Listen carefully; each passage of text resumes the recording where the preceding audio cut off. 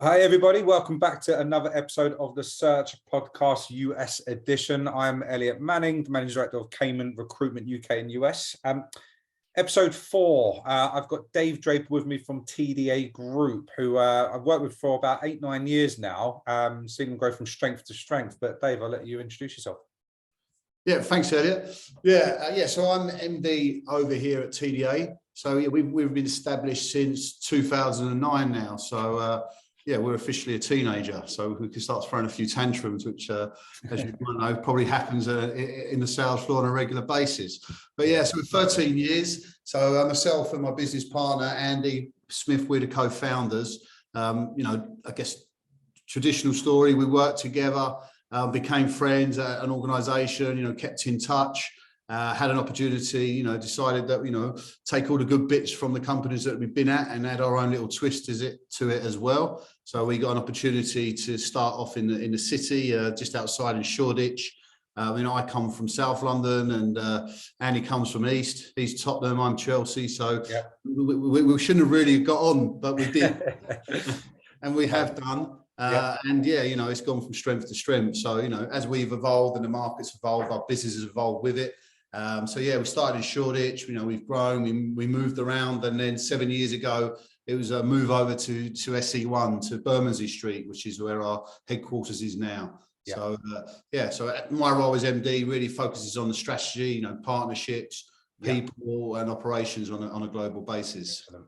Fine. So you guys have predominantly been US focused or done a lot of US work naturally from the UK in itself. How much would you say of your business is, predominantly US against UK, Europe? Yeah, so we're UK headquarters, and we've got teams in the UK, bigger teams in the UK, as well as an office over in Manhattan, in New York. But 80% of our business, 80% is across from the UK is in the US.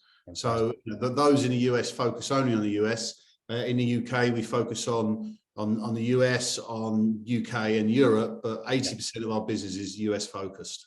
When did you decide to make the move over to a physical presence in the United States? What kind of change? Yeah, so I mean, look, we've been over there now for probably 7-8 years now. We started just as we were moving across from Shoreditch. So yeah, all the time that we've been over in SE1, we've been focusing on the US. So it's a good 8 years now, and so we've seen a lot of companies go over there. But for us, it's still a great opportunity, and the market areas that we focus on, it's just kind of really grown and gone from strength to strength. So, but we've had a presence there for 8 years, a good trading activity. What have you seen, if you don't mind me asking, the difference of having recruiters in the UK doing the US market against having recruiters in the US doing the same thing? Why do you need the physical presence to still do that if you've done it, so successfly? Yeah, I mean, look, it's definitely changed, with the pandemic and with video. Do we need to be in the US as much? No. We run a big retained assignment, which we signed, I think, just 2 days before we went into lockdown. And that was with a large international bank that were based in San Francisco. And, everything was done on video then. We didn't have an impact to the way that we were working and the service we were providing. All videos went into interviews. So, that kind of gap has been bridged, really. Technology has enabled that. And the markets we worked in and we do work in are all technology led. That it was always going that way. But I think the pandemic has really kind of turbocharged that. So that transformation has happened. Effectively, do we need to be in the US as much? No. Do we still see value of being in the US to really take relationships to another level? Then yes. So there's definite pros in the modern way of working with video and getting people's FaceTime as we're doing now, but that still doesn't replace actual human contact and face-to-face meetings.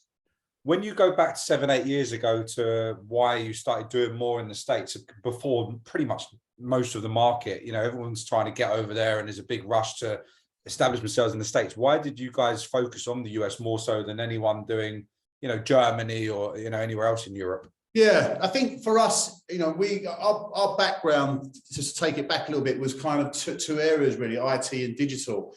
This was before everything kind of merged into one and became kind of technology. So within digital, we used to do a lot with the traditional digital agencies. And most of them had a London, New York presence. Yeah. So really what we saw is an opportunity to work with the same companies, and we did some research and spoke to them and said, look, we're interested in America, we're interested in the New York market. They would have counterparts, they'd have peers, or we really elevate ourselves up to not just country leads but to global leads. Yeah. And they were receptive of that. And for us, as that kind of whole digital transformation piece really evolved, where clients started building out their digital departments, we had strong networks of people that had been working at digital agencies that were looking to go in-house. And again, we just saw it as an opportunity where instead of working within teams, local teams, to get to kind of meet global leaders and people that would be based, we'd have people that we'd be talking to from London in New York, and it kind of elevated us as a business as well. And it just, for us, it was exciting. It was a good time. Andy went over there to really kickstart it and start the office up over there after we'd been trading, and got some good relationships and some good revenue channels. We decided it was the time to make that move. So we've done some good, research and recce's. And for us, New York just worked for us. And we were, I guess, ahead of the game now. Everybody seems to be going over there. But competition is still not as saturated as it is in London, right? So has it not changed anything? Have you not seen a difference in the way that your clients react, respond, deal with you, or the business that you're getting, despite the fact that I feel like half the industry are trying to get themselves involved? Yeah, I think that I think it's it's no longer a kind of it was never a novelty because it's a serious thing that we're doing. But you always kind of play on that being an Englishman in New York, right? We're over there. We're a bit different, but New York is a city which is full of immigrants anyway. Not many people are based and live and come from New York. They've all come in from different, whether it be different countries or different areas from the United States. So people are used to speaking to. It's a very cosmopolitan city, and people are used to seeing that. So speaking to an English recruiter is not as not as rare as what it used to be. That's for sure. But have we seen any blockers with the volume? No, not really. I think the biggest competition for us is probably internal over there. That the internal team seem to be a lot more established, and it's it seemed as a bigger kind of career there than maybe in the UK at times in some organisations. But look, competition is competition, and we've not really had that many blockers, and we're well entrenched with our clients, and the markets we're recruiting in are busy, so we're pushing on. Do you think it's important for there to be and I don't know how it was all set up over the years in the US, obviously I know you got Matt over there now as such, but like to have a leader physically on the ground over there to run and build the business for you, as opposed to you or Andy being there who head it all up? Yeah, I mean, look, it was good for me having my business partner who, at the time was able to be based in the US and wanted to be based in the US. So, we had that. That was a real advantage, having somebody, from a board level being over there. But when Andy came back, we had a manager there, and that manager was somebody that we brought in prior to our current manager. And look, that.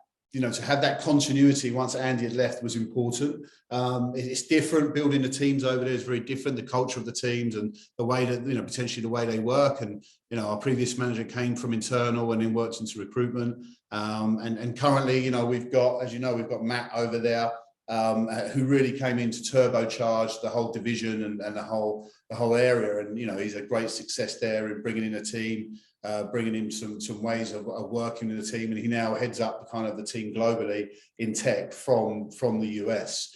So it's definitely important to have good leaders there for sure. It was a bonus for us to be able to have one of the founders go over there, but on his return, to ensure that we had the DNA of TDA already in that office and in New York, and to be able to take that to and develop that further and work very, very in sync with how we work in the UK. We are working as kind of as one team now across the locations. Do you see I mean, you guys have maybe got a different approach. Do you feel like the US is more solution-based offering as opposed to contingent, whereas maybe the UK's got a very contingent focus in how you do the hiring? Yeah, I mean, good question. And I think for us, predominantly, we kind of got into a position now where, we've engineered our business, re-engineered our business to suit, the markets that we work in. And, we've got 4 pillars, which all kind of sit under the technology banner, being a design, being tech, being product and data. So within those pillars, we do, predominantly we were perm, and then we kind of, we really push for the retain, because there's a lot of retain work to be won. To the point now where we've actually got an executive search and solution side. So yeah, we are looking and we are pitching for the bigger kind of solution sale there, which is good. But we've also got, contracts which we've invested in there. So all of those markets are busy. So, I wouldn't say that it's necessarily more solutions led. I would say that there's good opportunity in contingent contract market, in permanent markets, and in search and in solutions as well. So excellent. Okay. Yeah. I mean, the reason I ask it is, like, I just see a lot of businesses going down that whole task models and solution selling now to get more longevity out of their clients, due to the fact that it's becoming more of a buoyant business over in the States, with so many firms trying to get the same work. So yeah, it's just everyone's got different approaches to the way that they do it. Yeah, definitely. And look, we've had, we've got clients where we're, more of a talent partner. Being on site now isn't, again, like it used to be, because you can virtually be on the site. It's just having the access to the right stakeholders. So yeah, there is different ways and different solutions, and for the recurring revenue pieces, you want to try to create a solution that works well with the client, dependent on their needs, on their size, on their if they're in an investment ramp up phase, then there's potential solutions to be sold there. Where if it's just kind of bigger companies which are just continually hiring and having these big layoffs and then hiring again, it's slightly different there. But yeah, there's opportunities there for more solution style sales, and that's something which we're involved with as well, for sure. Cool. Hiring, internal hiring for the business in the States, obviously, Cayman does a bit to support with that, but ultimately, how have you found that over the years, and growing the business and getting talent across US recruiters and UK recruiters, that you can hopefully try and get yourselves out there? Yeah, I think there's challenges. Cost is a big consideration, and return on investment when you're bringing in US recruiters in New York. There's minimum salaries that you can pay, and those salaries are decent chunks, and on top of that, there's health insurance as well, which again is a consideration. So it's a much more expensive model to hire in the US than it is in the UK. So we have to select accordingly, and there's a lot of people out there that have been internal, and when internal goes a little bit quiet, they'll go agency. But if we've been burnt, and they'll go back internal when a new role comes up. So you have to be a bit careful there. So that we've learned, but there's definitely main challenges, and what we look to do, and how the people we look to bring in, we need them to be kind of client facing. We need them to have to be able to generate and to have that sales element. And we have more of a delivery recruiting machine in London, which services into our US clients and into the US teams. We've got those people in the US, but we're really looking for client-facing account management or salespeople in New York and beyond. Okay, cool. A couple more questions for you, Dave. Any other challenges that you faced, running the business over there, that you can advise other firms going out there to look out for and to be mindful of, without sharing any secrets? Yeah, look, I think get yourself surrounded by the right teams, and when partnerships are important. Whether it's if you're doing contract, if you're engaging with an umbrella company or a solution, payroll solutions as they are over there, definitely do that, because the intricacies of the US compared to the UK. If there's 50 plus states in the US, and there's 50 plus federal laws and state laws, which you don't need to become an expert in if you're engaging with the right partners. Whereas in the UK, it's just, one UK law, right? So, if you're doing contract there, definitely engage with the right partners. From employment law, it's very different there. So again, make sure that you've got Yeah. the right partner there. Accountancy, with all different kind of tax returns and everything, which you don't want to get bogged down with. So having the right people around you. And the biggest challenge with which I've had is banks. I mean, if you can get a digital bank, then I would go for it, because we've used the bank over there and they are literally physical. You still need to go in and sign paperwork. Yeah. You know, clients over there will pay you by check, and you'll have a check sitting in our WeWork post slot for like weeks on end because no one collects it. It's crazy. They're so far advanced in so many areas, but some of their more traditional routes, especially when it comes to payment and banking, is something that is a challenge that you need to be on top of for sure. But yeah, my advice is definitely, you know, ensure that you've got the right people around in terms of the teams, whether it's accountancy, whether it's attorneys, and the right partners for banking and funding as well. Who do you work with for support? Is it PGC or someone else? PGC, yeah. Shout out to PGC for sure. Yeah. I mean, look, they've been very good for us. You know, Amy and her team. You know, the fact that they're, you know, predominantly the UK as well. They're on the level. They understand what it is that we, where we're at, what we're trying to do, and you know, the difference between the US and the UK, and they can kind of manage that. And you know, yeah, they're great for everything for that. Yeah, cover it all. Last question for you, Dave. What's the plans now for the business moving the rest of this year and into the new year for TDA Group, TDA US Creative? What's happening?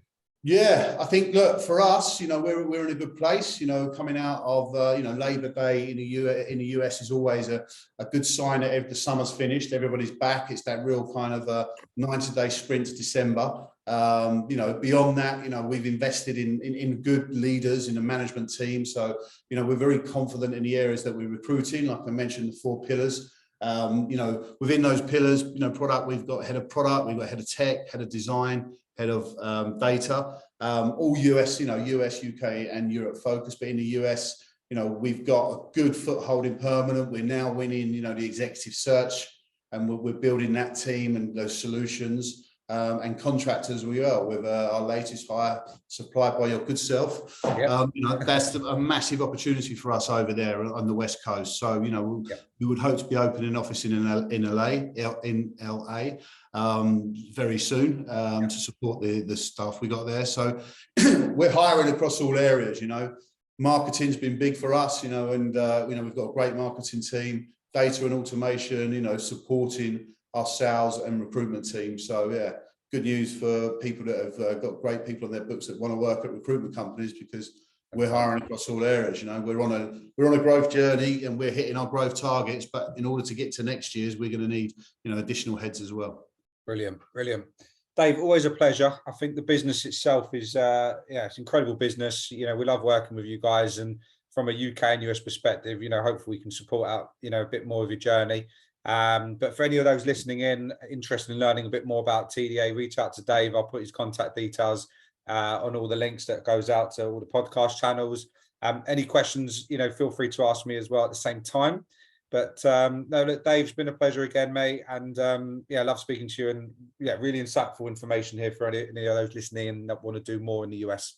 Yeah, thanks, Elliot. Yeah, welcome for anybody to hit me up if they've got any questions that we haven't covered here, or they want a little bit more information, for sure. Fantastic. Brilliant. Well, look, speak to you soon. Cheers, Elliot. All the best.